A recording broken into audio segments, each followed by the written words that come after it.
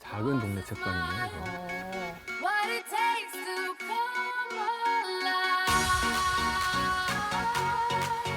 It's the way I'm feeling. I just can't do. 현재 개발도상국에서는 한국의 이런 모델들을 많이 답습을 하려고 노력을 해요. 중국이 그중 대표적이라고 할 수 있어요. 중국이 해안 도시가 형성되고 안쪽으로 들어가면서 경제 발전의 원동력을 중간중간에 내륙에 도시를 만들고 부동산 개발하고 해서 화폐량을 늘리고 그걸 통해서 사람들이 경제 활동을 하게 하고 뭐 이런 식으로 가는 거거든요. 그게 순기능이었다고 봐요. 단점은 그거를 다양하게 발전시키지 못했다라는 게 문제인 거죠. 우리는 급했거든요. 표준화를 시켜서 대량 생산해야지 싸게 빨리 공급할 수 있다고 생각했기 때문에 그 다양성의 부분에 있어서는 생각지 못했던 것 같아요. 네, 싱가포르 같은 데 보시면은 집합주택들이 되게 다양하거든요, 디자인들이. 그런 것들을 우리가 지금부터 해나가야 되는 숙제라고 생각을 합니다.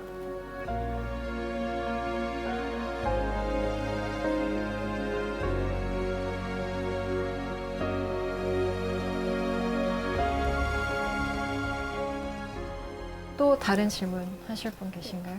저는 그 교수님이 되게 한국에서 가장 좋아하시는 건축물은 뭘까가 되게 궁금했던 것 같아요. 여러분들이 잘 아실 만한 것 중에 하나를 선택한다면 아모레 퍼시픽 사옥을 저는 뽑을 것 같아요. 네. 제가 설계를 해도 딱 그렇게 했을 것 같아요. 마당 같은 공간을 만들어서 사원들의 커뮤니티를 만들겠다는 컨셉이거든요, 그게.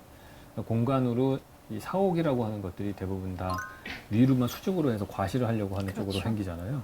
사실은 높게 만들어진 공간들은 밖에서 보면 보이지만은 실제로 안에 생활하는 사람들은 그냥 시루떡같이 계속 팬케이크 쌓아놓듯이 올라간 거라서 층간의 소통이 전혀 없어요. 그렇기 때문에 공동체라는 게 만들어지기 어려운데 아모레 퍼시픽은 아주 그런 면에서 높이도 높지 않으면서 서로 마주볼 수 있는 공간을 만들고 그게 디테일도 되게 훌륭하고 저는 제일 제가 좋아하는 건물이에요, 그 건물이.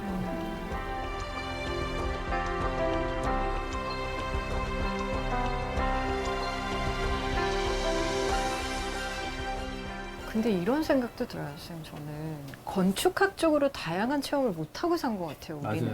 맞아요. 우리가 집이나 아니면 과거에 맞아요. 배웠던 학교 공간이랑은 좀 다른 체험을 좀 해야 될 것 같거든요. 맞습니다. 그래서 공공건축이 되게 중요한 거거든요. 네.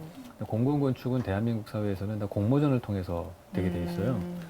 공모전을 통해서 공정한 경쟁으로 뽑아야 되는데 이상한 거를 뽑기 시작하면은 정말 실력 있는 건축가들이 공모전에 안 내요. 지금 그게 우리나라의 상황이에요.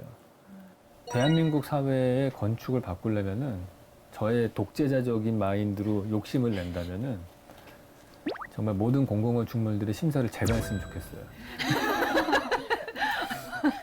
아니면은 그 좀 뭐 하면은 전 세계 프리츠커상 10대로 받은 수상자 20명한테만 모든 계획안을 보내서 걔네들 보고 뽑으라고 하는 거야, 랜덤하게. 그러면은 떨어지더라도 난 마음 놓고 낼 것 같아. 평가를 제대로 받으니까. 공모전이 여러 번 떨어지셨나 봐요. 몇십 번 떨어졌습니다. 뭐 더 질문하실 것들이 있을 것 같아요. 혹시 계신 분 있나요? 네. 저는 이제 여행 다니는 걸 좋아해서 세계 이제 다른 마을이나 도시를 많이 가봤는데 다 각자의 매력이 있는 것 같아요. 그렇죠. 그러면 이제 교수님은 혹시 이 도시는 진짜 한번 살아보고 싶다. 네. 그런 도시가 있었는지 한번 궁금해요. 저는 확실하게 말씀드릴 수 있는데 로마입니다. 로마. 로마가 저한테는 정말 저한테 딱 맞는 도시라는 생각이 들어요. 로마만 가면 그림이 그리고 싶어져요. 거기 가면은.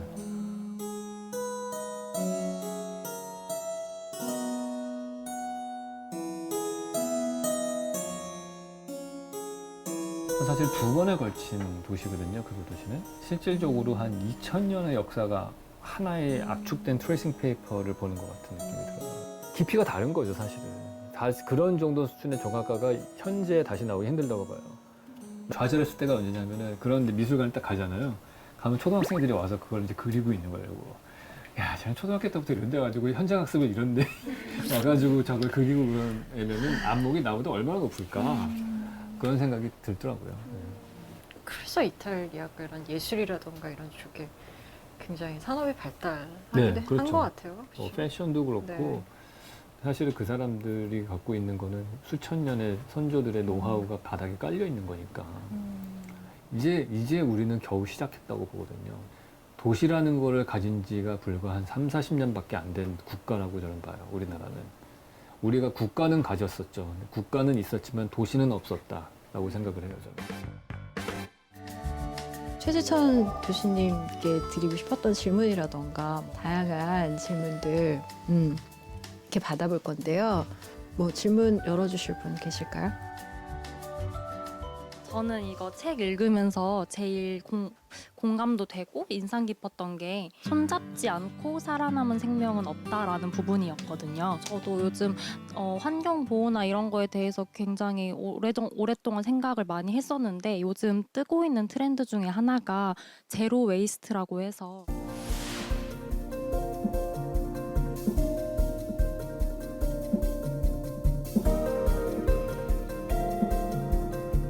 자연과 인간이 공생할 수 있는 방법 중에 하나라고 생각을 했어요. 그래서 교수님이 생각하실 때는 작은 개인이 자연과 공생을 할 때에 가장 기본적이라든지 혹은 가장 근본적으로 생각해야 되는 게 무엇인지 궁금해서 질문하게 됐습니다. 네.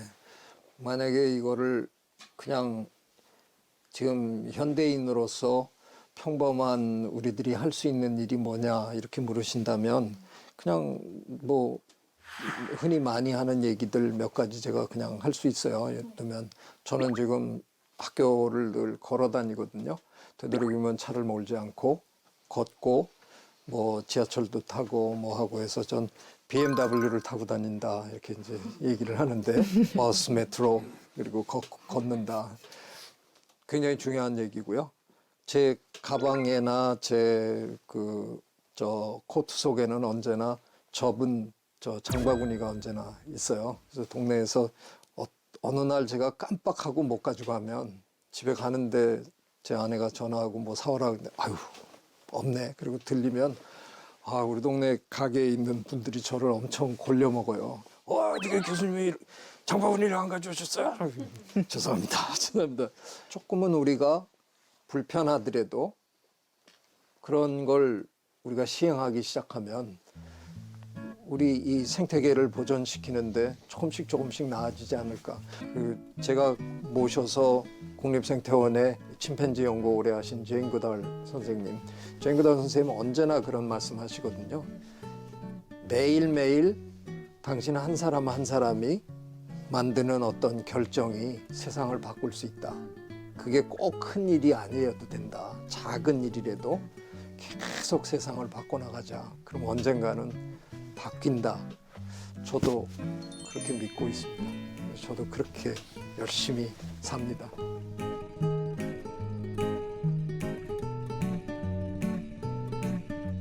다른 분 질문 있으실까요? 저의 리더라고 할 수 있는 학생 회장이 좀 이렇게 경청하는 자세도 돼 있고 구성원들이 알아서 플레이할 수 있도록 게임의 룰만 정하고 이렇게 가는 타입이었던 것 같아요. 근데 그런 리더의 모습을 보면서 저는 구성원들의 책임을 항상 존중하고 이런 자세만이 항상 정답은 아니라고 생각을 하는데 이럴 때는 또 어떻게 어떤 예외적인 어떤 가치를 말할 수 있을지 좀 궁금합니다. 제가 이제 이 책에서 제2계명으로 내놓은 게 가치와 목표는 철저히 공유하되 게임은 자유롭게 하라. 뭔가 우리가 추구하는 바는 정확하게 짚어놓고 그 다음에 자유를 주는 거고 그 다음에 이렇게 하는 거지 하고 싶은 대로 해. 이건 아니죠. 정확하게 우리가 갈 길이 어디라는 거는 그것만큼은 분명히 해야 된다고 저는 생각해요. 근데 그거를 너무 강요하거나 강압적으로 하면 별로 효과가 없는 거고요. 자연스럽게 모두가 다 저게 우리가 갈 길이야 하는 거를 공감할 수 있도록 분위기를 만들어 놓고 실제 게임은 실제 할 때는 리더로서 나는 아무 관심 없다는 듯이 뒤로 빠져서 그렇지만 지켜보고 있는 거죠. 이렇게 보고 있는 건데 실제로는 껴들지 않는 그런 리더십을 발휘해야 된다고 저는 생각합니다.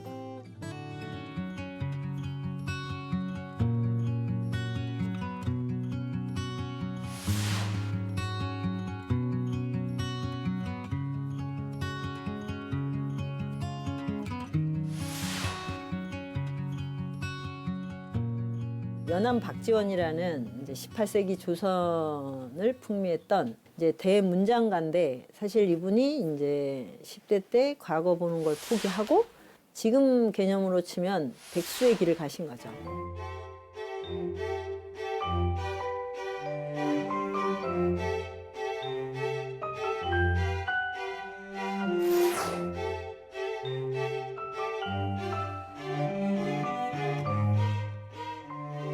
지금 우리 시대는 이제 청년이 백수가 되는 게 굉장히 일반화된 시대니까 다른 이제 경제적 문제도 있고 그렇지만 이제 정신적으로 너무 자존감이 없는 게 그게 너무 안타까워서 연암의 어떤 그런 삶의 그 노하우를 좀 이렇게 접목시켜주고 싶다. 이제 이런 마음으로 이제 쓰게 된 거예요. 그런 관직도 포기하고 이렇게 삶을 사는 거에 대해서 혹시 그 집안에 대한 반대나 이런 건 어땠는가? 집안에서는 엄청 반대하고 실망을 했죠. 그래서 그 강제로 또 그 시험장에 끌려가고 그러잖아요. 가서 이름 안 쓰고 그림 그리고 나오는 거예요. 그러면 붙여줄 수가 없어요. 다 노론 집안의 그 친인척들이 시험 채점자인데 비리가 그때는 워낙 많았고 너무 입시 치르는 양반들이 늘어나서 다 채점을 안 하고 위에 있는 순서대로 막 하고 이랬대요. 근데 연암은 이름을 안 쓰는데 어떻게 채점을 해요?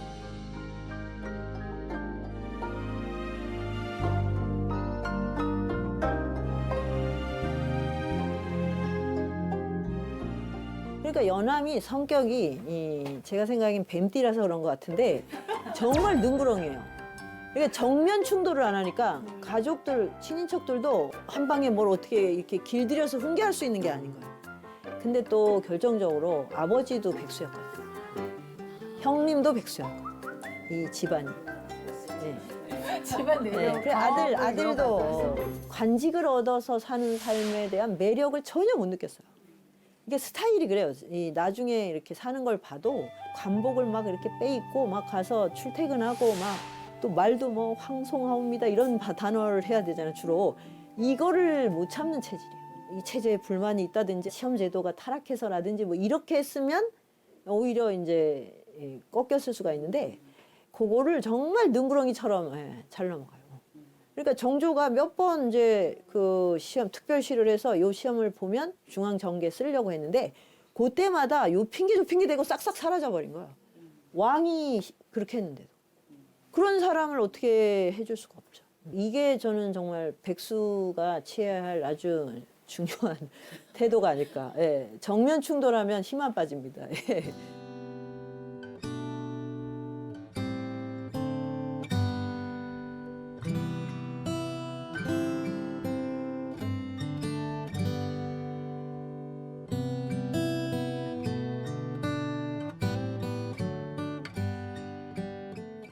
백수를 바라봐야 되는 그 부모의 입장. 우리는 어떻게 백수를 도와주고 살 것인가. 이게 더 궁금해졌어요. 그렇죠. 그래서 그 선생님한테 이거 얘기를 한번 여쭤보고 싶었습니다. 절실한 문제인 것 같습니다, 선생님. 대한민국에 굉장히 많거든요. 네. 근데 그게 이제 그 부모 세대와 자식 세대가 서로 이제 맞물려서 돌아가는 거거든요. 청년 세대가 이렇게 이제 새로운 이제 문명적 조건에서 이제 직업의 유동성, 방황할 수밖에 없는 상황을 부모들이 아주 명료하게 알고 계셔야 돼요. 아, 이렇게 시대 조건이 바뀌었구나. 그러면 이제 부모가 길을 어느 쪽으로 이제 이렇게 유도를 해주든지 아니면 최소한 거기에 엎친 데 덮치는 스트레스, 뭐 공무원이 돼야 돼. 이런 얘기 있잖아요. 그 부모가 해서 효과가 전혀 없고요. 애들도 다 알아요. 어떻게 해야지 안정된 직장을 얻고. 그걸 몰라서 안 하는 게 아니거든요. 제가 부모라면 아니 이러나 저러나 30대 초반까지는 뭐 자기 일을 찾기가 어렵겠네. 그러면 20대는 정말 네가 하고 싶은 대로 살아봐. 그 네가 뭘 하든 뭘 배운다면 전폭적으로 지지를 해주마. 그런 식으로 뭔가 이렇게 길을 터주는 뭐 이런 정도가 있어야 되는데 집에 붙들어 놓고 나가면 사고 쳐 위험해. 그러면서 멋진 직장을 가질 때까지 뭘 참아내. 이거는 너무 폭력적인 거예요, 사실. 아무리 힘들어도 내가 스스로 선택해서 이걸 넘어서는 어떤 능동성이 있으면 성장시켜주지만 내가 하나도 내적으로 동의를 안 한 일을 외부 조건에 의해서 인정 욕망에 의해서 하게 되면 이거는 매일매일이 내 생을 잠식하는 거예요. 부모들이 이걸 모르시는 것 같아요. 뭐 우리 때는 어쩌고 우리 때는 그때는 당장 생존의 문제가 걸려 있기 때문에 힘들어도 스트레스 안 받아요. 당장 굶을 수 있어. 이것 때문에 내가 뭔 일을 할 때 하고 지금 애들은 안 굶는데 어떻게 그런 마음을 갖습니까? 그러니까 이런 식의 역지사지나 뭐 이렇게 상황이 바뀐 거에 대한 고려가 너무 없다, 부모들이. 그리고 너무 또 부모가 막 이 걱정을 심하게 하고 막 그냥 뭐든지 막 그 처량한 눈으로 보고 있으면 더 짜증나거든요. 그러니까 좀 숨통이 트게 해주면서 기다려주고 어떻게든 최후의 보루가 돼준다. 네. 이런 든든함이 있어야 이게 진정한 가족이 아닐까요? 그런 이제 청년 백수를 이해하려면 정말 많은 공부를 하셔야 돼요.